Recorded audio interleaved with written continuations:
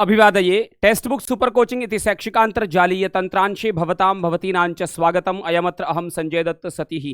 स्वागत है दोस्तों आप सभी का आज की सुपर क्लास में। तो आज जो है शाम के 5 बज चुके हैं और हमारी 20 दिन तक की जो पेडागोजी का हमने लक्ष्य बनाया है आज उसका दूसरा दिन है।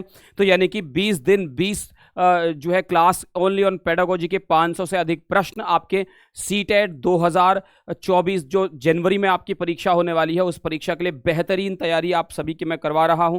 तो चलिए स्वागत है सभी का। नमस्ते नमस्ते नमस्ते सभी को, नमस्ते सभी को, नमस्ते जी। बहुत बढ़िया, जितने भी लोग जुड़े हुए हैं सभी को नमस्ते। एक बार सभी लोग जो है क्लास को शेयर कर दीजिए, लिंक आपकी स्क्रीन पर है। बहुत सुंदर, सभी का स्वागत है, सभी का स्वागत है, सभी का स्वागत है। चलिए प्रारंभ करते हैं। तो पेडागोजी की क्लास लेके मैं उपस्थित हूं आप सभी के सामने और आज जो है प्रारंभ करते हैं अपनी आज की क्लास। तो सबसे पहले आपको समय, आप जो भी लोग नए जुड़े हैं वो विशेष करके ध्यान दें, ठीक है जी। Sanjay Dutt sir underscore text book ये अपना टेलीग्राम आईडी है। शाम के 5 बजते ही हमारी क्लास स्टार्ट हो जाती है ओनली ऑन यूट्यूब, और वो वेंसडे टू संडे 5 दिन 5 बजे, ओनली 5 दिन 5 बजे अपनी क्लास होती है। लेकिन अभी 20 दिन तक लगातार क्लास चलेगी। अभी 20 दिन तक 20 पेडागोजी की क्लास लगातार चलेगी। 500 से अधिक प्रश्न मैं आपको करवाऊंगा। और सीटेट लाइव क्लास की टाइमिंग अगर मैं बताऊं तो 10:15 मिनट पे मैं पढ़ाना स्टार्ट करता हूं और 11:30 बजे तक मैं पढ़ाता हूं सुबह, जहां पर मैं आपको वेंसडे टू संडे बताता हूं थ्योरीज के बारे में only on text book super coaching app पे। तो सीटेट 2024 की हम तैयारी कर रहे हैं, सीटेट 2024 की हम तैयारी कर रहे हैं। तो स्वागत है सभी का। जल्दी से नमस्ते नमस्ते नमस्ते।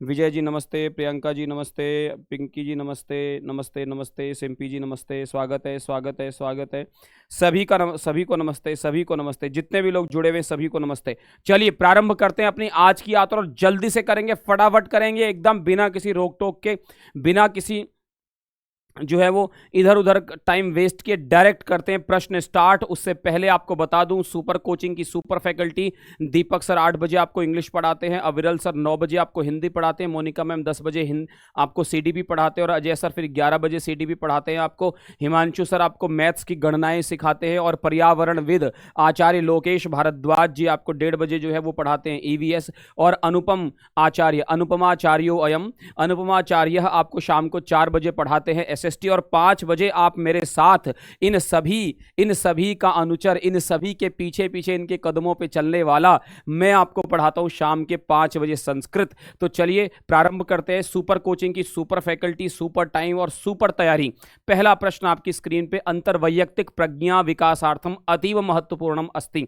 अगर आप अंतर्वैयक्तिक प्रज्ञा, एक तो होता है ना कि हम आंखों से कुछ देखते हैं, लेकिन एक होता है कि हम अंतर्मन से देखते हैं। तो अंतर्वैयक्तिक प्रज्ञा यानी बुद्धि, ठीक है। अंतर्वैयक्तिक प्रज्ञा यानी बुद्धि के विकास के लिए बेटा कौन सी, क्या चीज सबसे महत्वपूर्ण है? अतीव महत्वपूर्णम किमिदम काव्यशास्त्र पठनम, अन्य भाषासु लिखित साहित्यस्य पठनम, परस्परम विचार विमर्शः, या फिर नूतन विषयम अधिकृत्य निबंध लेखनम। क्या अंतर्वैयक्तिक विकास की क्या प्रक्रिया हो सकती है, जरा बताओ आप। अपनी अंतर्वैयक्तिक, आपकी जो व्यक्तिगत इंडिविजुअल जो आपकी सेंसेस है, जो 6 सेंस है, उसको अगर आप बढ़ाना चाहते हैं तो क्या होगा? परस्परम विचार विमर्शः, ठीक है। अपनी अंतर व्यक्तिगत प्रज्ञा यानी बुद्धि के विकास के लिए परस्पर चर्चा, परस्पर विचार विमर्श बहुत जरूरी है। बहुत सही आंसर कर रहे हैं सभी लोग। नमस्ते नमस्ते नमस्ते सभी को, नमस्ते कपिलेश्वर जी नमस्ते। जी जी जी जी, स्वागत है स्वागत है स्वागत है बेटा, सभी का स्वागत है, सभी का स्वागत है, सभी का स्वागत है। चलिए चलिए आगे आ जाइए। दूसरा प्रश्न, कोपि अध्यापकः छात्रस्य असमीचीन प्रतिक्रियाम अपि उत्साहेन स्वीकरोति। कोई बच्चा जो है ना वो गलत प्रतिक्रिया करता है, उल्टे सीधे आंसर करता है, तब भी असमीचीन प्रतिक्रिया को जो है वो उत्साह के साथ ही स्वीकार करता है। सह अध्यापकः, वो अध्यापक क्या कर रहा है? छात्राणाम भावात्मक विकास से प्रक्रियाम सम्यक रूपेण अवगच्छति। क्या वो टीचर बच्चों की भावात्मक विकास की प्रक्रिया को जो है अच्छी तरह समझता है? जैसे टीन एज होती है ना बेटा, तो टीन एज में ऐसा होता है, ये जो अभी काल आपका चल रहा है इस समय पे, ऐसा होता है कि जो है हर बात पे जो है वो प्रतिक्रिया करना, टीचर की बात पे कुछ ना कुछ बोल देना। क्लास में आप जाकर के देखोगे बच्चा आपकी बात पे कुछ ना कुछ बोल देगा ताकि सब बच्चे हंसें, उसको अच्छा लगता है ऐसा करना। तो उनके भावात्मक विकास की प्रक्रिया को टीचर समझता है कि बच्चे यही तो बच्चे होते हैं जो हुड़दंग मचाते हैं, है ना। या फिर छात्राणाम भाषा विकास दृष्टया त्रिभ्य प्रोत्साहनम यच्छति, या फिर वो भाषा विकास की दृष्टि से उनको प्रोत्साहन देता है कि कम से कम बोल तो रहा है, बोल रहा है, कम से कम बोल तो रहा है, चलो बोलने, प्रोत्साहन दे रहा है। या शिक्षण कौशलम अनुपालयति, या फिर शिक्षण कौशल का अनुपालन करता है, या संज्ञानात्मक विकास के लिए वो प्रयत्नशील है। बताओ क्या चीज है। कोई अध्यापक अगर छात्र की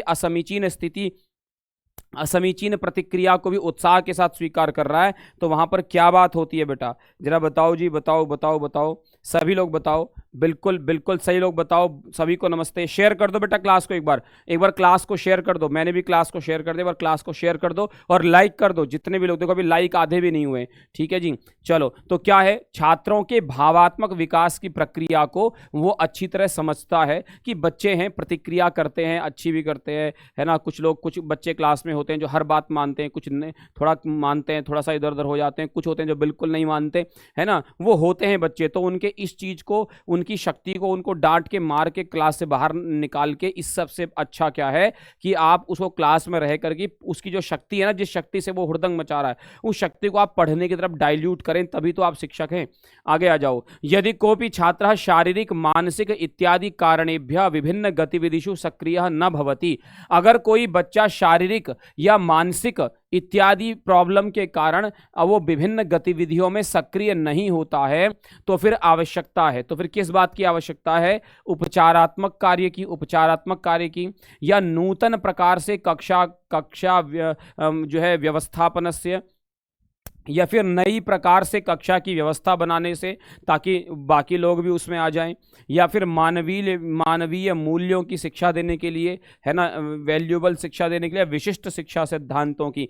किस बात की चर्चा है बेटा, बताओ क्या होना चाहिए, क्या होना चाहिए? हाँ बिल्कुल बिल्कुल, समझ गए हो आप मेरे इशारे को आप समझ गए हो, बिल्कुल समझ गए हो। अगर कोई बच्चा जो है ना वो शारीरिक और मानसिक रूप से जो है अगर वो क्या था, शारीरिक मानसिक इत्यादि कारणों से विभिन्न गतिविधियों में सक्रिय नहीं होता है, तो फिर आवश्यकता है कि आप विशिष्ट शिक्षा सिद्धांतों का पालन करें। विशिष्ट शिक्षा सिद्धांत क्या है, क्या कहते हैं कि आप इस प्रकार से जो है ना, आप विशिष्ट शिक्षा सिद्धांत क्या कहते हैं कि कोई भी बच्चा जो है ना वो अपनी शारीरिक जो है विकलता के कारण किसी भी प्रकार से दूसरों से अलग नहीं होना चाहिए, ऐसे सारी सुविधाएं बनाओ। अगर बाकी लोग सीढ़ी से चढ़ते हैं और उसके पाँव में विकृति है, वो पाँव से नहीं चल सकता, तो आप उसके उसी सीढ़ी के बगल में एक ऐसा रास्ता भी बनाओ जहाँ पे जो है वो व्हीलचेयर से जा सके। तो विशिष्ट शिक्षण सिद्धांत इसी प्रकार से, अगर कोई बच्चा जो है वो देख नहीं सकता और आपको क्लास में पूछना है कि वस्तुओं को लेकर के ये वस्तु कैसी है, वो वस्तु कैसी है, तो आप कुछ ऐसे जो उदाहरण दो और उन उदाहरणों की को वस्तु के रूप में लेकर के आओ। बच्चा उसे टच करेगा और टच करके बता देगा ये क्या है। तो ये विशिष्ट शिक्षा सिद्धांतों के अंतर्गत आ जाता है बेटा। आगे आ जाओ। आंकलनस्य निकषः अस्ति, आंकलन का निचोड़ क्या, उसकी कसौटी क्या है? आप आंकलन को किस कसौटी पे कसोगे? बिल्कुल जी बिल्कुल, स्वागत है, नमस्ते नमस्ते नमस्ते, स्वागत है बेटा, स्वागत है। जल्दी से बेटा क्लास को शेयर कर दो, एक बार जल्दी से एक बार क्लास को शेयर कर दो, लाइक कर दो और बढ़ा दो एक बार जल्दी से, है ना। बिल्कुल 20 दिन तक बिना थके बिना रुके चलेगी बेटा मेरी क्लास, समझ गए? समझ गए, बहुत बढ़िया बहुत बढ़िया बहुत बढ़िया। तो आंकलनस्य निकषः, उसका क्राइटेरिया क्या है, उसकी कसौटी क्या है? तो कह रहे हैं मूल्यांकन संबंध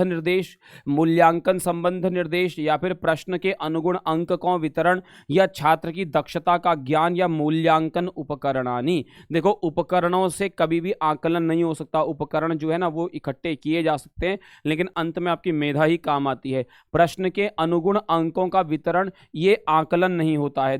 छात्र की दक्षता कोई संबंधी नहीं है यहाँ पे मूल्यांकन संबंध निर्देश, क्योंकि जो है ये आकलन टीचर करेगा, बच्चा नहीं करेगा, इसलिए छात्र की दक्षता का प्रश्न नहीं उठता।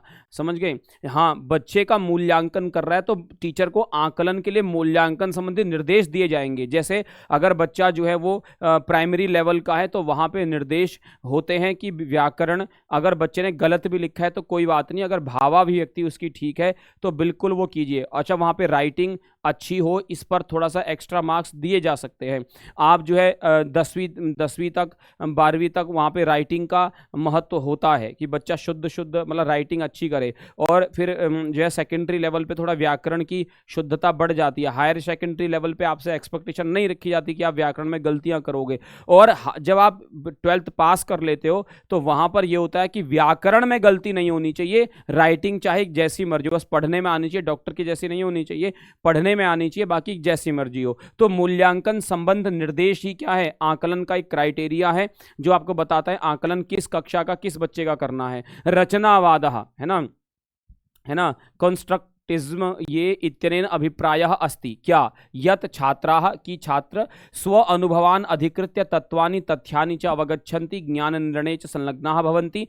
बच्चे अपने अनुभव को लेकर के तत्वों को और तथ्यों को समझते हैं और ज्ञान के निर्माण में संलग्न होते हैं। विभिन्नानि तत्वानि निर्दिष्ट सिद्धांतानुसारम अवगच्छन्ति, और विभिन्न तत्वों को निर्दिष्ट और सिद्धांत के अनुसार समझते हैं, या शिक्षक की सहायता से विभिन्न माध्यमों के द्वारा शोध कार्य करते हैं, या अपने अनुभवों के द्वारा शिक्षण सामग्री की रचना करते हैं। बताओ क्या है बेटा सही आंसर? बताओ, सभी लोग बताओ। जी, बताइए। बहुत बढ़िया। नमस्ते जी, स्वागत है आपका। जी, स्वागत है। जल्दी से एक बार क्लास को शेयर कर दो। जी विजय जी नमस्ते, विजय कुमार जी नमस्ते, स्वागत है बेटा, स्वागत है। अनुज जी नमस्ते। चलो जल्दी से क्लास को शेयर करो, है ना। रचनावाद क्या है? इससे क्या अभिप्राय है कि बच्चे अपने अनुभव को लेकर के तत्वों को और तथ्यों को दोनों को भली भांति समझते हों और ज्ञान के निर्माण में संलग्न होते हों, इसी को रचनावाद कहा जाता है। समझ गए बेटा? आगे आ जाओ। सूचना संबद्ध विभिन्न पक्षेषु श्रुत ध्वनि शब्द पद दृष्टिया परस्परम विभेदीकरणस्य गतिविधि केन कौशलेन संबद्ध। सूचना से संबद्ध विभिन्न पक्षों में श्रुत ध्वनि शब्द पद की दृष्टि के द्वारा परस्पर विभेदीकरण की गतिविधि कौन से कौशल से संबद्ध है? पठन से, लेखन से, श्रवण से, या भाषण से? किससे संबंधित है बेटा? बताओ। सूचना संबंध, देखो सूचना संबंध विभिन्न पक्षों में, बात क्या पूछ रहे हैं? सूचना से संबंध, ठीक है। हाँ जी, बताओ। देखो सूचना संबद्ध विभिन्न पक्षों की बात हो रही है श्रुत ध्वनि, है ना, ध्वनि की, शब्द की, पद दृष्टि से परस्पर विभेद करने से गतिविधि किस कौशल से? श्रवण कौशल से। भाई सूचना हम किसके द्वारा सुनते हैं? सूचना हम श्रवण इंद्रिय के द्वारा होता है ना, श्रवण कौशल का भाग है। समझ गए? जी, बहुत बढ़िया। काफी लोग सही आंसर कर रहे हैं। नमस्ते। चलो आगे आ जाओ। विभिन्न केंद्रित उपागमे अधिगमानुभवाः संबद्धाः भवन्ति। लर्निंग एक्सपीरियंसेस, अधिगम अनुभवाः यानी कि विषय केंद्रित उपागम किस संबद्ध होते हैं? छात्र की अभिरुचि से, पाठ्यक्रम से, या अध्यापक की विषय की दक्षता, या शैक्षिक प्रविधि? बताओ क्या है आंसर? हाँ बताओ। बहुत बढ़िया। जी बहुत जी सही आंसर लगा रहे हैं, काफ़ी लोग सही आंसर लगा रहे हैं। समझ गए? देखो अध्यापक के विषय की दक्षता और शैक्षिक प्रविधि तो कतई नहीं है, छात्र की अभिरुचि भी नहीं है। छात्र की अभिरुचि हमेशा जो है अपने कंफर्टेबल जोन वाले विषयों में ही होती है। तो विषय केंद्रित उपागम से के अधिगम के अनुभव संबंध होते हैं पाठ्यक्रम से। भैया आपने क्या पढ़ाया? कभी आप कोई ऐसा विषय पढ़ाते हैं व्याकरण जो बहुत कठिन हो जाता है, कई बार सरल हो जाता है ना, कभी कभी जो है वो अच्छा विषय भी अगर आप जो है ये ऐसे कोई बहुत अच्छा विषय है, लेकिन अगर ऐसे बच्चों को पढ़ा रहे हो जिन्होंने उसको कभी पढ़ा ही नहीं, समझा ही नहीं है, तो फिर क्या होता है, आपके एक्सपीरियंसेस जो है ना बहुत अच्छे नहीं होते। तो लर्निंग एक्सपीरियंसेस का संबंध है पाठ्यक्रम से। पाठ्यक्रम कैसा है, कभी कभी किसी टीचर का वो विषय ही नहीं होता, उसको अगर वो पढ़ाने के लिए दे दिया जाए तब भी उसका एक्सपीरियंस खराब हो जाता है। आगे आ जाओ। प्रतिभा लक्षणानि प्रमुखतया सम्यक रूपेण प्रकटीक्रियन्ते।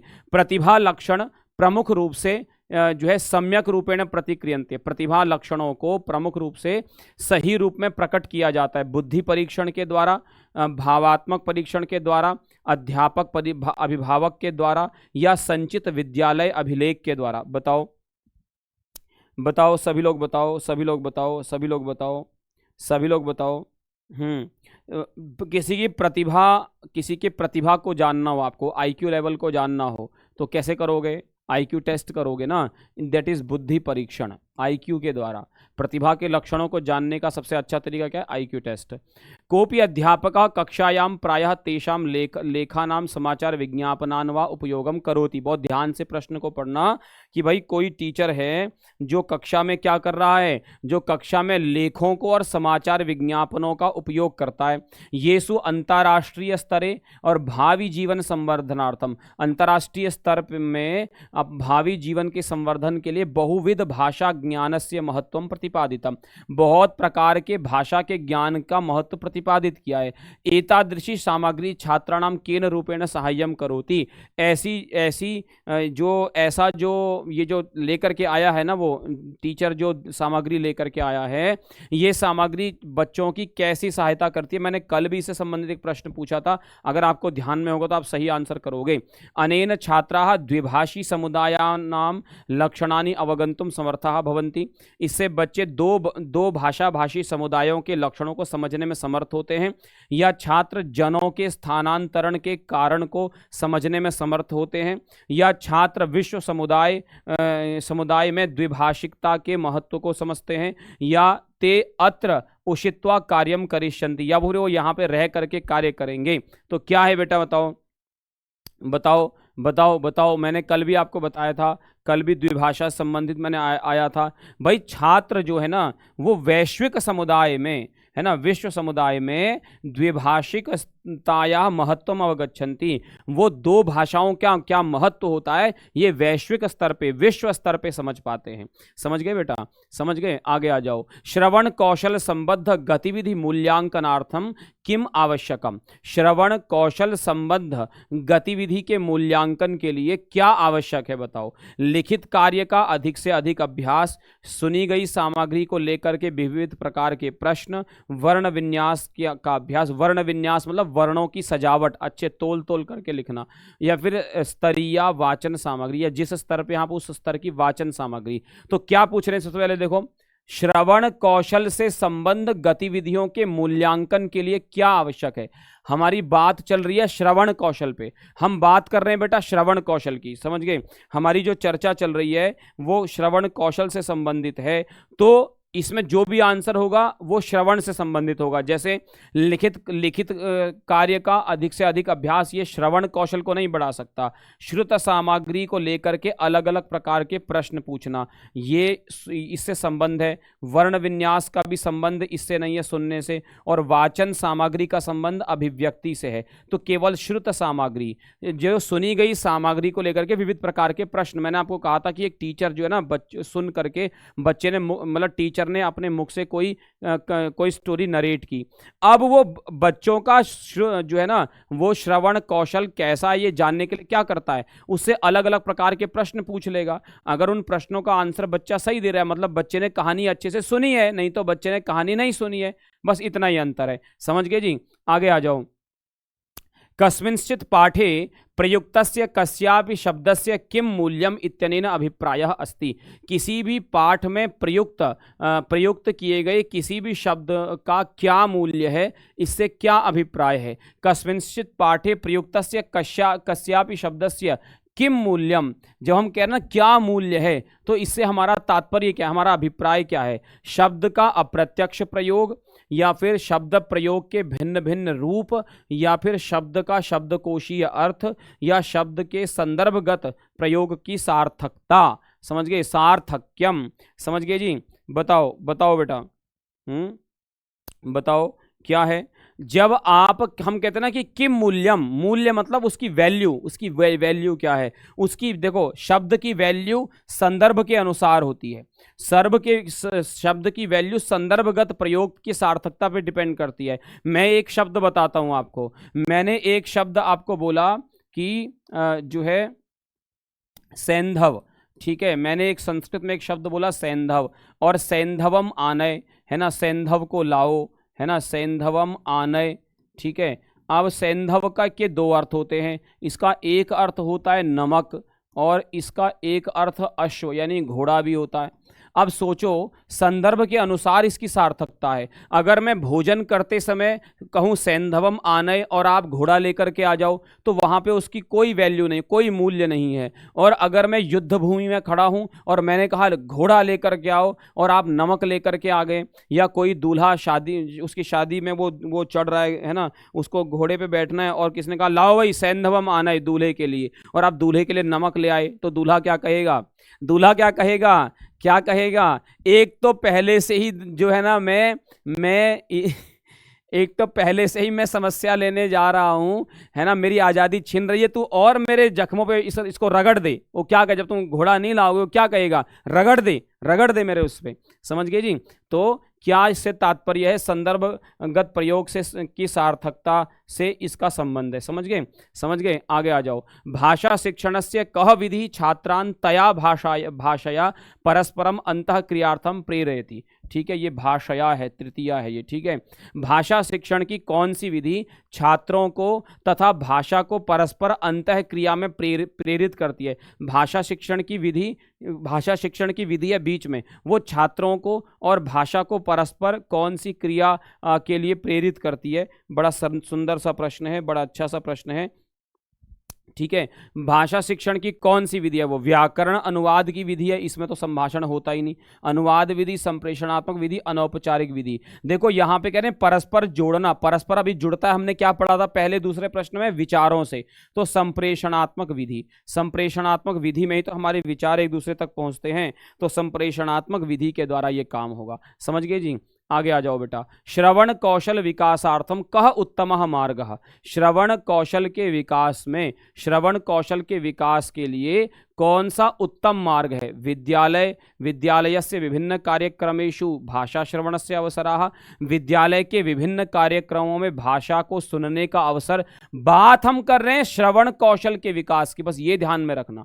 समझ गए? विद्यालय के विभिन्न कार्यक्रमों में भाषा श्रवण का अवसर, या फिर कथित वाक्यानाम पुनरावृत्ति, या कहे गए जो है वाक्यों की पुनरावृत्ति, या फिर छात्र कथनानाम सावधानम श्रवणम, या छात्रों के कथनों को सावधानतया सुनना, या ध्यानेन शृण्वन्तु इति छात्रेभ्यः पुनः पुनः निर्देश दानम। या फिर बच्चों को कि भाई देखो ढंग से सुनो, बार बार सुनो, बार बार सुनो, ऐसा कहने के लिए बच्चों को बार बार निर्देश देना। समझ गए? तो क्या है, देखो टीचर का काम क्या है? टीचर का काम क्या है? बच्चे को अधिक से अधिक अवसर देना। अगर आप श्रवण कौशल की बात कर रहे हो तो उसको अलग अलग मौकों पे सुनने के अवसर देना। अगर वो भाषण कौशल करना है तो बच्चे को बोलने के लिए प्रेरित करना, बोलने के अवसर प्रदान करना। जब आप अवसर दोगे तो अवसर के से ही वो बच्चा खिलेगा। समझ गए? तो विद्यालय के विभिन्न कार्यक्रमों में भाषा श्रवण का बच्चे को अभ्यास मिलना चाहिए। आगे आ जाओ। ध्वनि अभ्यासार्थम किम करणीयम। ध्वनि के अभ्यास के लिए क्या करना चाहिए? समझ गए? ध्वनि के अभ्यास के लिए क्या करना चाहिए बताओ? बताओ, ध्वनि के अभ्यास के लिए क्या करना चाहिए? करत करत अभ्यास के जड़मति होत सुजान। ध्वनि सिद्धांतों को पढ़ना चाहिए, या संधि युक्त पदों का अभ्यास करना चाहिए, या ध्वनि उच्चारण संबंध विभिन्न गतिविधियों में भाग लेना चाहिए, या साहित्य का श्रवण करना चाहिए। समझ गए? ध्वनि सिद्धांतों को पढ़ने से ध्वनि विज्ञान तो नहीं आ जाएगा आपको, है ना, और संधि युक्त पदों का अभ्यास करने से भी ध्वनि नहीं आएगी, है ना, क्योंकि वो केवल एक वर्ण की ध्वनि है। आपको ध्वनि का समग्र रूप पढ़ना है। तो ध्वनि के उच्चारण संबंध विभिन्न गतिविधियों में आप क्या करोगे? पार्टिसिपेट करोगे। समझ गए? हाँ जी, सही गति चल रही है ना आज, बहुत बढ़िया। हाँ बेटा, बिल्कुल इसी गति से चलना है ना, रुकना नहीं है, थकना नहीं है, बीच में और कुछ नहीं। प्रश्न मैं पूछूंगा, प्रश्न का आंसर बताऊंगा, उसको एक्सप्लेन करूंगा, और आंसर बताने से पहले सारे पॉइंट्स को आपको हिंदी में समझाऊंगा क्या है, और तुरंत आंसर बता रहा हूं, है ना। हाँ, मैंने ये कल ये यूजीसी की क्लास में भी किया था कि मैं जो है ना वो अधिक से अधिक आपको जो है वो प्रश्नों पे रखूं, ठीक है। जहाँ पे डिटेल में चर्चा की आवश्यकता है वहीं पे मैं उसका डिटेल में जो है वो आंसर कर रहा हूँ। समझ गए जी, बहुत बढ़िया बेटा। शेयर कर दो एक बार क्लास को, एक बार शेयर कर दो क्लास को, सब लोग शेयर कर दो जल्दी से एक बार शेयर कर दो, ठीक है। चलो आगे आ जाओ। नटानाम सूक्त समूह वाचक पदम, नटों के सूक्त समूह वाचक पद के लिए किसको चुनोगे बताओ। समूह, पात्रः, जनपदः, अध्यापक वृंदः, है ना, बताओ। नटानाम सूक्त समूह वाचक पदम। देखो देखो एक अध्यापक ना अपने आप में एक नट होता है ना, और एक अध्यापक अपने आप में एक कलाकार होता है। उसको पता है, अगर वो छोटे बच्चों के साथ होता है जिन्होंने कभी नहीं पढ़ा, कभी नहीं सुना, जो पढ़ने से जो है पढ़ने में रुचि स्टार्टिंग में कम प्रदर्शित करेंगे, तो उनको खेल खेल से सिखाता है। एकम द्वे त्रीणि चत्वारि पंच षट् सप्त अष्ट नव दश, सप्त अष्ट नव दश, एकादश द्वादश त्रयोदश चतुर्दश पंचदश षोडश सप्तदश अष्टादश ऊनविंशति विंशति, ऊनविंशति विंशति। ये बच्चों को गा गा करके, डांस करा के, बच्चों को झूम झूम के सिखा दिया 1 से 20 तक गिनती। समझ गए। अब बड़े बच्चे होंगे तो उनको बड़े रूप में बताएंगे, उनको उदाहरणों से बताएंगे। समझ गए। तो एक टीचर अपने आप में एक नट ही होता है। और नटों का सूक्त समूह मतलब सम्मिलित रूप, सम्मिलित समूह के लिए वाचक पद क्या है, अध्यापक वृंद। वृंद का अर्थ होता है समूह, ठीक है, अध्यापकों का समूह। समझ गए जी।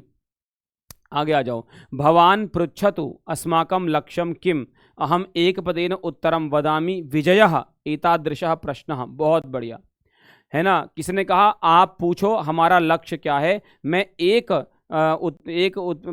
पद में, एक शब्द में उत्तर दूंगा, विजय, है ना। जैसे किसने प्रश्न किया अस्माकं लक्ष्यम किम अस्ति, तो उत्तर देने वाले ये भी बोल सकता था अस्माकं लक्ष्यम विजयः अस्ति, पर उसने क्या बोला, सिर्फ विजय। इसको कहते हैं एक पद से उत्तर देना। जब आप छोटे बच्चों की पुस्तकें देखोगे ना, तो उसमें ऐसे प्रश्न भी मिलेंगे आपको जो उसमें लिखा था एक पदेन उत्तरतः। समझ गए। तो छोटे बच्चों की पुस्तकें जरूर देखना। समझ गए। तो इसको आप क्या कहोगे, ये विवरणात्मक है, अलंकारिक है, रीति युक्त है, या सहज है, बताओ। सहज है क्या, या देखो विवरण तो इसमें है ही नहीं, अलंकारिक भी इसमें, अलंकार तो कवि करते हैं, अलंकारिक ध्वनि कवियों की हुआ करती है, वो भी इसमें नहीं है। सहज प्रक्रिया ये नहीं है, क्योंकि हम हमेशा एक पद में उत्तर नहीं देते हैं, हम जो है वो हमेशा ऐसा नहीं करते हैं, इसलिए रीति युक्त है। ये से एक रीति है, रीति मतलब एक तरीका, एक मेथड है, वहाँ पे स्पेशल लिखा रहता है कि एक पद में उत्तर दो, तो ये भी एक रीति है ना। विवरण देना भी एक रीति है। समझ गए बेटा, समझ गए। आगे आ जाओ। एकः सहयात्रिकः गवाक्ष समीपे आसीनः भवान गवाक्षम पीहितुम इच्छति भवान तम कथम अनुरोधम करोति। कह रहे हैं आप बस में बैठे हो, आप बस में बैठे हो, आप बस में बैठे हो जी। अंकिता जी स्वागत है आपका, स्वागत है। देखो आप बस में बैठे हो और अंकिता है ना, जैसे अंकिता जी खिड़की वाली सीट पे बैठी हैं, तो आपको बोलना है अंकिता जी से कि भवान गवाक्षम पीहितुम इच्छति। अंकिता जी बोलेंगी, भवान तो पुल्लिंग हो गया, है ना। अंकिता जी आप बस में बैठे हो और बगल में कोई बैठा है और आप उनसे पूछ रहे हैं कि भवान गवाक्षम पीहितुम इच्छति, तो आप कैसे उसके प्रति अनुरोध करेंगे। आप सबसे पूछ रहे हैं, आप सब कैसे अनुरोध करोगे, कैसे बोलोगे कि आप खिड़की बंद करना चाहते हैं, ये कैसे अनुरोध करोगे। कृपया गवाक्षम पीहितु, कृपया खिड़की बंद कर दो। गवाक्षम पीहितुम शक्यते वा, क्या खिड़की बंद की जा सकती है क्या। भवता गवाक्षम पीहितुम शक्यते वा, क्या आपके द्वारा खिड़की बंद की जा सकती है। गवाक्षम मम कृते पीहितुम, है ना, मम कृते पिधानम करोतु पीहतु, ठीक है। कृपया मेरे लिए, मेरे खातिर, है ना, मेरे खातिर बंद कर दे, है ना, मेरे खातिर बंद कर दे। क्या कहोगे, क्या कहोगे, क्या कहोगे। महोदय कृपया मम कृते एतद् गवाक्षम पीहतु, कृपया पीहतु, है ना, कृपया इसको बंद कर दीजिए, है ना। तो वो कहेगा ठीक है भाई। अब बताओ संभाषणम इदम पठतु, आपको ये संवाद पढ़ना है। क्या कह रहे हैं? एक अत्र अध्यापक, अध्यापक ने कहा, पहले क्या कहा? अथवा भवान कथा पुस्तकम एकम पठितुम इच्छति, है ना। टीचर ने कहा या फिर तुम एक पुस्तक पढ़ना चाहते हो, तो बच्चे ने क्या कहा? आम, हाँ, यस। तो शिक्षक ने क्या कहा? ओ बच्चे ने क्या कहा? यस। अध्यापक आम कृपया, अच्छा ठीक है, ठीक है, बिल्कुल पढ़ो।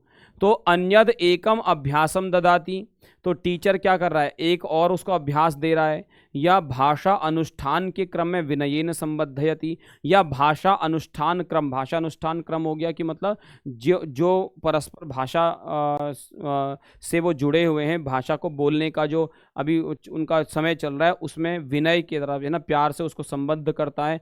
या पठनारंभम कर्तुम विनयेन सूचयति, या पढ़ने का आरंभ करने के लिए विनय पूर्वक सूचित करता है। या शिष्य की प्रार्थनाम अनुमोदते, या शिष्य की प्रार्थना का अनुमोदन करता है। बताओ बताओ बताओ, स्वागत है, स्वागत है, स्वागत है, नमस्ते। हाँ जी, हाँ जी, हाँ जी, बताओ, स्वागत है। क्लास को शेयर कर दो बेटा, क्लास को शेयर कर दो। तो यहाँ पे क्या हो रहा है ना, बच्चा जो है वो कुछ और पढ़ रहा था। टीचर ने बोला, उसने रुचि नहीं दिखाई, तो टीचर ने बोला क्या तुम्हारा किसी और पुस्तक को पढ़ने का मन है? उसने कहा हाँ। तो उसने क्या कह दिया? बोला ठीक है, करो। तो यहाँ पे शिष्य की प्रार्थना का अनुमोदन किया जा रहा है ना, शिष्य की बात को माना जा रहा है। सरल है ये, ठीक है, ठीक है जी। अब बताओ, अब बताओ, आगे आ जाओ जी। अगला प्रश्न क्या है? कह प्रकारात्मक शब्द, कौन सा प्रकारात्मक शब्द है? जैसे रचनात्मक शब्द होता है, वैसे ही प्रकारात्मक शब्द क्या है? इसमें कोई प्रकार है? इसमें किसी प्रकार का प्रकार है? कुछ भी नहीं है। ये ना रचनात्मक है, ना कि ये विक्षिप्त है, कुछ भी नहीं है। ये किमपि ना, कुछ भी नहीं है ये। समझ गए? समझ गए? समझ गए? कोई शंका, कोई प्रश्न, कुछ पूछना हो? जी जी जी, बताओ। चलो आगे आ जाओ। क्या कह रहे हैं? अध्ययन समये विशेषण पदम शक्यते, शक्यते स्म, शक्यः संभावनम अत्र अयम केंद्री करोति। अध्ययन के समय में विशेषण पद, जैसे शक्यते, किया जा सकता है क्या, मतलब हो सकता है क्या। शक्यते स्म, हो सकता था। शक्य, हो सकता है। संभावनम, अत्र अयम केंद्रीय करोति, ये केंद्रित करता है क्या? संदर्भ के अनुगुण अर्थ को, या पूर्वाद पहले से ही अर्थ को, या उन वाक्यों के स्थान को, या फिर तेषाम अयम, या फिर उनमें से एक, या उनमें से ये। बताओ क्या करता है? क्या करता है ये क्या करता है? अगर आप किसी सेंटेंस के अंत में लगाते हो शक्यते स्म, शक्यः, है ना, शक्यते, है ना, अगर लगाते हो तो ये फिर किस चीज़ की ओर जो है ना वो इस चीज़ को केंद्रित कर रहा है ये। तो संदर्भ के अनुगुण अर्थ को, या पहले से ही अर्थ को, पहले से ही जो अर्थ है उसको केंद्रित कर रहा है, या उन वाक्य तेषाम वाक्यात्मक स्थानम, या फिर वाक्य में उनका क्या स्थान है, वाक्यात्मक स्थान को, या तेषाम अयम, तो वाक्यात्मक स्थान को। ठीक है ना, वो वाक्य के लिए तो कह रहा है कि इदम शक्यते वा, ये हो सकता है क्या, तो वो वाक्य में ही जुड़ा हुआ है। समझ गए जी? आगे आ जाओ। पत्रवाहकः एकादश वादने पत्रम वितरितवान। पत्रवाहकः क्या होता है? पत्रवाहकः क्या होता है बताओ? डाकिया डाक लाया, डाकिया डाक लाया, डाकिया डाक लाया, है ना, है ना। हाँ जी, हाँ जी, हाँ जी। क्या कह रहे हो? क्या कह रहे हो बेटा? पिछले वाला फिर से बता दीजिए, फिर से बता दूं। देखो क्या कह रहे हैं वो कह रहे हैं कि अध्ययन के समय कोई विशेषण पद लगाए, अध्ययन आप कर रहे हो, वहां विशेषण पद लगाए, शक्यते, शक्यते स्म, शक्यः, ये सारे शब्द जो लगेंगे ना, ये उन वाक्यात्मक स्थानम, ये क्या है? ये अत्र केंद्रीय करोति, है ना, केंद्रीय करोति, यानी कि ये क्या कर रहा है? वहां पर उसको केंद्रित कर रहा है, मतलब जो फोकस कर रहा है, फोकस, केंद्रित, केंद्रीय करोति मतलब फोकस कर रहा है। किस बात पे फोकस कर रहा है? आपने किसी बात की चर्चा की, जैसे आपने बोला है मम्मी से कि मम्मी 2 मिनट में मैगी बन सकती है क्या? 2 मिनट में मैगी बन सकती है क्या? तो मम्मी ने बोला कि हाँ बन सकती है। तो यहाँ पे आप मैगी पे फोकस कर रहे हो ना, तो ये विशेषण पद अपने विशेष्य को ही फोकस कर रहे हैं, है ना। तो माता जी ने पूछा भोजन किया दिन में? ओ नहीं किया, टाइम नहीं था। अरे मैगी तो बन सकती थी, मैगी शक्यते स्म, मैगी बन सकती थी, है ना। तो ये उस चीज़ फोकस कर रहे हैं, इसलिए तेषाम वाक्यात्मकम स्थानम इस ओर फोकस कर रहे हैं, समझ गए। पत्रवाहक एकादश वादने पत्रम वितरितवान, पत्रवाहक 11 बजे पत्र को वितरित करता है। पत्रवाहकेन एकादश वादने पत्रम वितरितम, देखो पत्रवाहक एकादश वादने पत्रम वितरितवान, डाकिया ने 11 बजे पत्र बांटे। और पत्रवाहकेन एकादश वादने पत्रम वितरितम, और पत्रवाहक के द्वारा 11 बजे पत्र वितरित किए गए।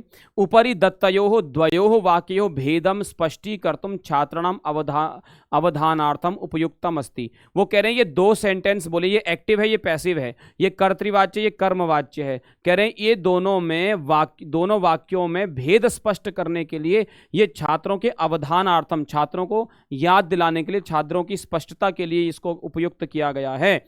तो ये क्या है, पद प्रयोग प्रभेद, पदों के प्रयोग का प्रभेद, या नाम पद कर्म पद और स्थान वाक्य द्वये नियोजनम, या नाम पद कर्म पद नाम पद और कर्म पद का स्थान और वाक्य का स्थान को, और वाक्य द्वये दो वाक्यों को नियोजनम, दो वाक्यों को जोड़ना, क्रियापद परिवर्तनम या कर्तरी प्रयोगाभ्यास।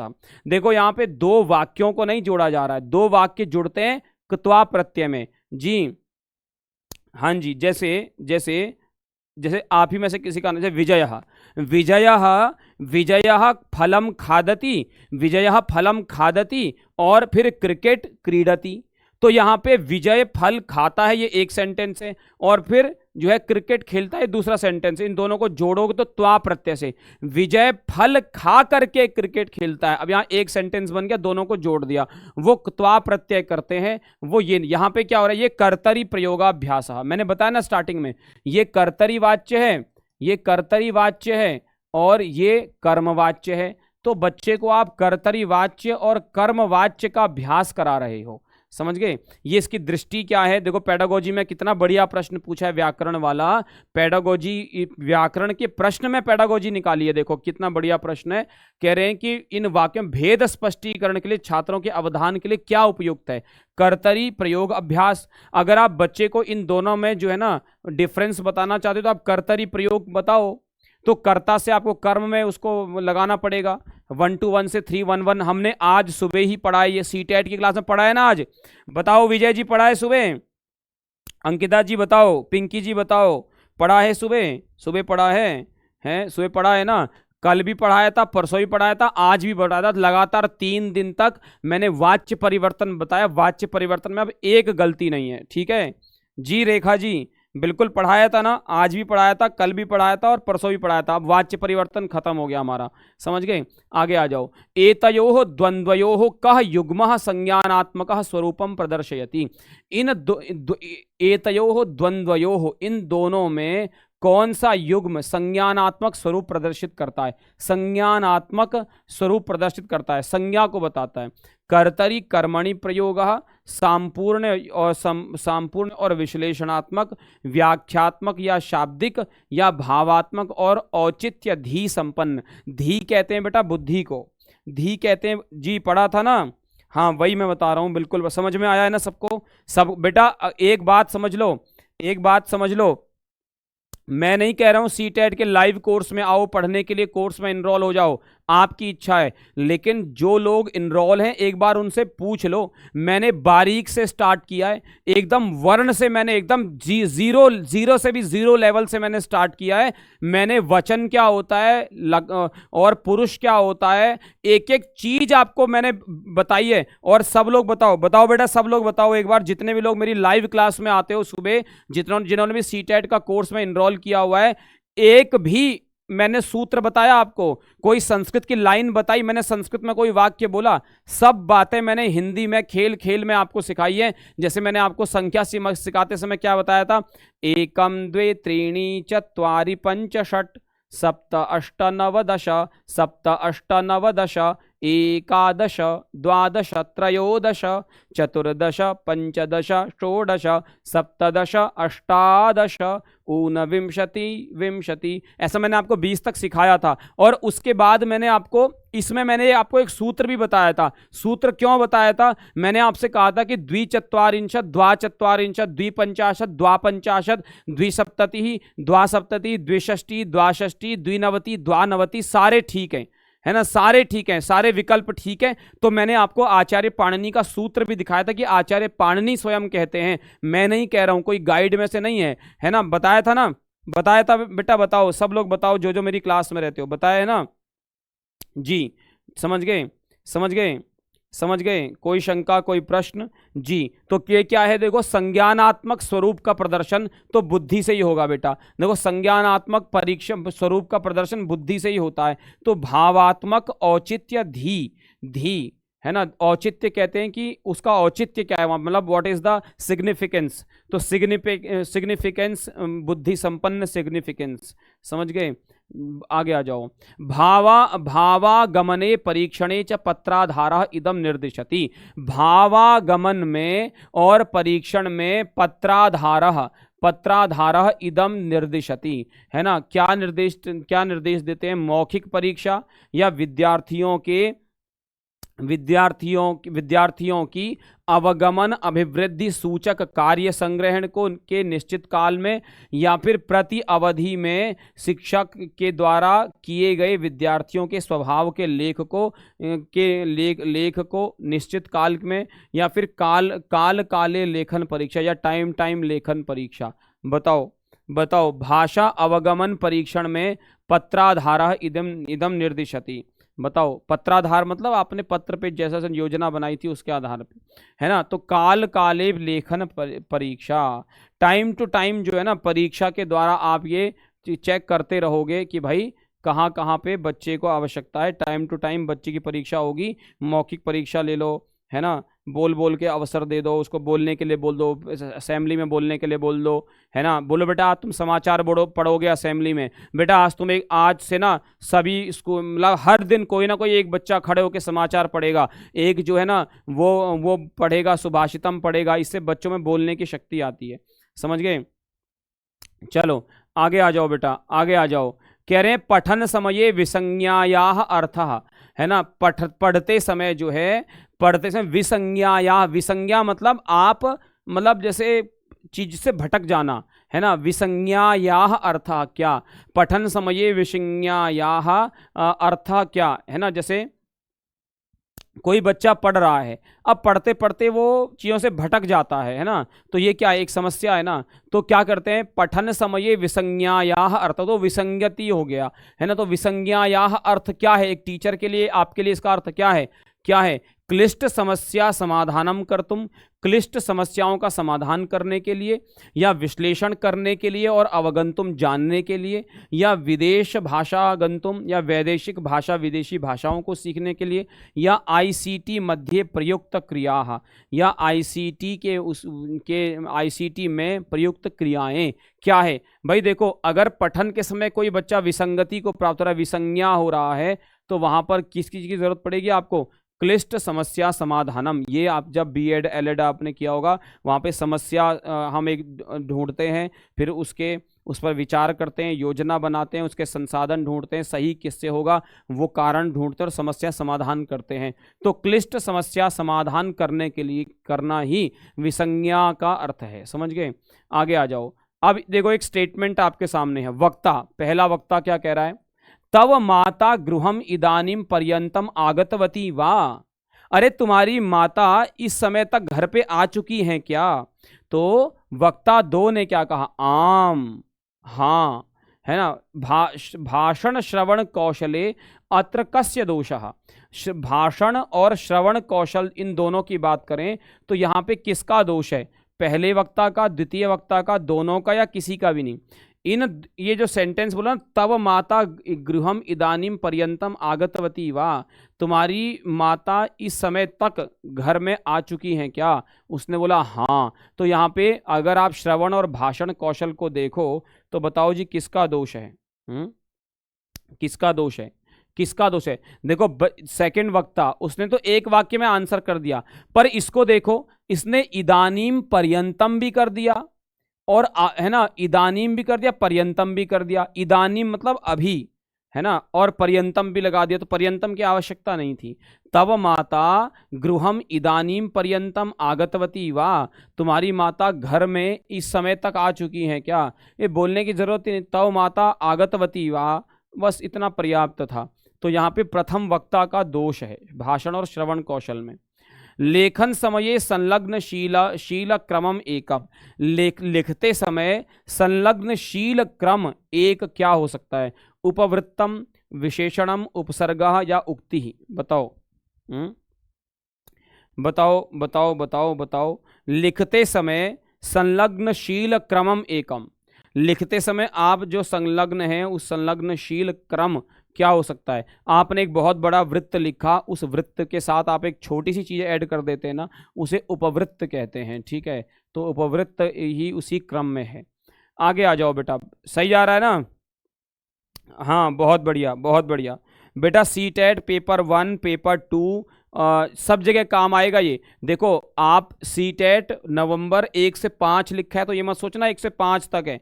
इसके आगे ये भी लिखा था कि सीटेट 2016 पेपर जो है 6 से 8 यानी सेकंड पेपर, ये और परीक्षाओं में भी काम आए हुए प्रश्न है। अब क्योंकि बोर्ड बड़ा हो जाता है इसलिए मैं यहाँ से डिलीट कर देता हूँ, सिर्फ एक ही छोड़ देता हूँ, एक जो सबसे पहले लिखा रहता है मैं वो छोड़ देता हूँ, बाकी डिलीट कर, या लास्ट वाला छोड़ देता हूँ, बाकी डिलीट कर देता हूँ।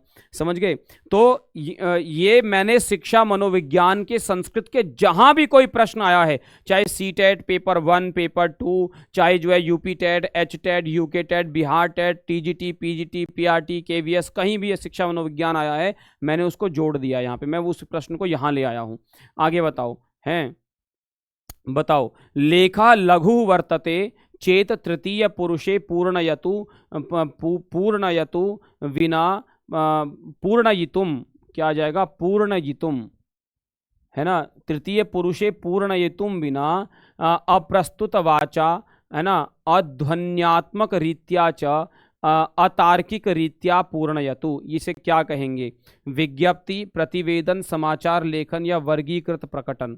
कह रहे हैं लेखा लघु वर्तते चेत, अगर एक लेख छोटा है ना, तृतीय पुरुषे पूर्णयितुम, है ना, तृतीय पुरुष में उसको पूर्ण करने के बिना, अप्रस्तुत वाचा, बिना वाणी के, जो है तृतीय पुरुष में पूर्ण किए बिना, अध्वन्यात्मक रीत्या और बिना ध्वनि के, और अतार्किक रीत्या पूर्णयतु, ना तर्क का यूज करना है, ना आपको ध्वनि का यूज करना है, ना वाणी का यूज करना है। ठीक है, तो ये क्या है? बताओ क्या होता है? जहां पे आपको ना तर्क लगाना है, ना ध्वनि लगानी है, ना कोई वाणी को प्रस्तुत करना है, और तीसरे पुरुष को मतलब किसी का नाम लिए बिना आपको वो बात पहुंचानी है, वो क्या होता है? क्या होता है बताओ, सोचो। विज्ञप्ति, विज्ञापन, प्रतिवेदन, समाचार लेखन, वर्गीकृत प्रकटन। अरे वर्गीकृत प्रकटन और समाचार लेखन और प्रतिवेदनम में आप किसी न किसी को एड्रेस कर रहे होते हैं। विज्ञप्ति में सर्वजन हिताय सर्वजन सुखाय, समझ गए बेटा? समझ गए? हाँ, सरल है ना? सरल है बेटा। आगे आ जाओ। सूर्य ग्रहणम कदा भविष्यति, अयम प्रश्न। सूर्य ग्रहण कब होगा, ये कैसा प्रश्न है बताओ? सूर्य ग्रहण कब होगा? वर्तमान कालिक प्रश्न है ये, भविष्यकालीय प्रश्न है, या अनुवर्तनशील या वर्तमान कालीय है? अनुवर्तनशील मतलब होने, जो अनुवर्तनशील है मतलब अभी होने ही वाला है जस्ट, ऐसा वर्तमान कालीय है या भूतकालीय है? बताओ कैसा प्रश्न है? सूर्य ग्रहणम कदा भविष्यति, ये कैसा प्रश्न है बताओ? हाँ बताओ बताओ बताओ बताओ, सब लोग बताओ क्या कह रहे हो बेटा? भविष्यकालिक कैसे हो जाएगा? अरे वो औपचारिक शिक्षण के संदर्भ में पूछ रहा है, सूर्य ग्रहण कब होगा, वो घटना भविष्य में हो रही है, लेकिन प्रश्न वो कह रहा है प्रश्न कैसा है? ये प्रश्न तो वर्तमान में हो रहा है, वर्तमान में पूछ रहा है कि वो सूर्य ग्रहण कदा भविष्यति, वर्तमान कालिक है ना भाई। प्रश्न वो पूछ रहा है कि ये प्रश्न कैसा है, वो सूर्य ग्रहण के बारे में नहीं पूछ रहा, वो कह रहा है सूर्य ग्रहण कब होगा। ये एक सेंटेंस है, ये सेंटेंस कैसा है, ये वर्तमान कालिक है। ठीक है, हाँ, तो भावनाओं में बह जाते हो कभी कभी, ठीक है, आगे आ जाओ। राष्ट्रीय पार्टी, फिर आता ना मन में, अरे यार मन में आ ही रहा था यार, कैसे गलत कर दिया, समझ गए। चलो जी, पर राष्ट्रीय पाठ्यचर्या रूपरेखा एनसीएफ 2005, इसमें जो है नेशनल कैरिकुलम फ्रेमवर्क है बेटा ये, ठीक है, नेशनल कैरिकुलम फ्रेमवर्क 2005 314 प्रबोध अनुसारम विद्यालयेषु पठन लेखनम विशेषणम अवधानम न आवश्यकम विशेषतया कस्याम भाषायाम। एनसीएफ 2005 कहता है कि विद्यालयों में पठन लेखन पर विशेष अवधान की आवश्यकता नहीं है, पठन लेखन पर विशेष अवधान की आवश्यकता नहीं है, विशेषतया कौन सी भाषा में, किस भाषा के परिप्रेक्ष्य में कर रहे हैं। जी जुहार जुहार जुहार, कल सिखाया था ना आपको, अच्छा अच्छा, जुहार जुहार, मैंने देखा नहीं था बेटा पहले, जुहार जुहार, समझ गए। हाँ, कैमिति अच्छा, कैमिति अच्छा, कैमिति अच्छा है। तो देखो क्या कह रहे हैं भाई, देखो मातृभाषा, हिंदी भाषा, अन्य विदेशी भाषा, आंग्ल भाषा, ये तीनों भाषाओं को सीखना पड़ता है। हिंदी वाले अन्य विदेशी भाषाएं या अंग्रेजी भाषा सीखते हैं, है ना, अंग्रेजी वाले हिंदी सीखते हैं, हिंदी वाले तमिल सीखते हैं, तमिल वाले तेलुगु मतलब हिंदी सीखते हैं, ये सब होता है ना। तो यहाँ पे जो मातृभाषा है ना, मातृभाषा को हम सीखते हैं, बताओ, हैं बताओ, है ना। हमें किसी ने ट्यूशन थोड़ी दी आके कि जुहार मतलब नमस्ते, या उड़ीसा में बड़े बड़े इंस्टीट्यूट हैं जो बताते हैं, नए नए बच्चे जैसे ही पैदा होते हैं उनको बताते हैं भाई कैसे बोलना है, हम बचपन से सीख जाते हैं, जुहार कैमिति अच्छा, है ना, ये सब समझ गए जी। चलो, तो मातृभाषा, आगे आ जाओ। संस्कृत पाठ्यक्रमे संवाद लेखनस्य मूल उद्देश्य अस्ति। संस्कृत पाठ्यक्रम में संवाद लिखने का मूल उद्देश्य है, क्या है बताओ। व्याकरण परिशुद्धता, संप्रेषण कौशलानी, सृजनात्मक क्षमता या गति लेखन। संस्कृत पाठ्यक्रम में संवाद लेखन का मूल उद्देश्य, आप हिंदी में भी लिखोगे तब भी यही आंसर होगा, ठीक है, क्योंकि भाषा है ना, भाषाएं कोई भी होंगी उनका उद्देश्य जो है वो सेम ही होगा, समझ गए, समझ गए, समझ गए। बताओ बताओ, संस्कृत पाठ्यक्रम में संवाद लेखन का मूल उद्देश्य क्या है।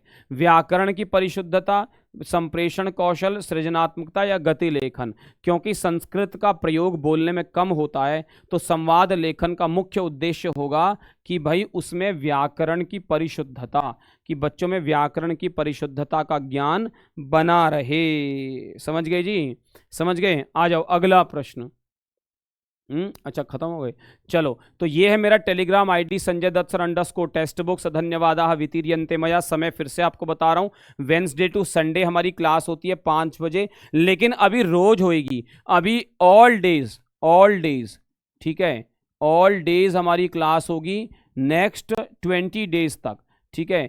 अगले 20 दिनों तक हमारी क्लास 5 बजे रोज होगी, समझ गए। और अगर आप सीटेट का लाइव बैच पढ़ना चाहते हैं, बहुत बेहतरीन तरीके से तैयारी करना चाहते हैं, 0 लेवल से आपको संस्कृत का स भी नहीं आता, तो इस बार मैंने सीटेट का पूरा कोर्स ऐसे बनाया है कि बच्चे से बच्चा उसको सीख जाएगा। और ये होती है मेरी क्लास 10:15 से लेके 11:15 तक होती है, लेकिन मैं 11:30 तक पढ़ाता हूँ, कभी कभी 11:30 से भी ज़्यादा हो जाता है। एक्स्ट्रा क्लासेस भी आपके लिए लगवाता हूँ, आपको जब तक समझ नहीं आता आपको बताता हूँ। वेंसडे टू संडे मेरी ये क्लास होती है, समझ गए जी, समझ गए जी, ठीक है जी, धन्यवाद धन्यवाद, ठीक है। सभी को समझ में आ गया, कोई शंका, कोई प्रश्न, कुछ पूछना हो। जी जी जी, ठीक है, ठीक है, आप जुड़ सकते हैं। मेरा टेलीग्राम आईडी है Sanjay Dutt sir underscore text book, इस पर आप जुड़ सकते हैं, आपको बेहतरीन तैयारी कराई जाएगी, ठीक है। चलो, इति उक्त्वा अहम विरमामि नमामि यामि च। वंदे मातरम, जयतु संस्कृतम, जयतु भारतम, जयतु टेक्स्ट बुक सुपर कोचिंग इति।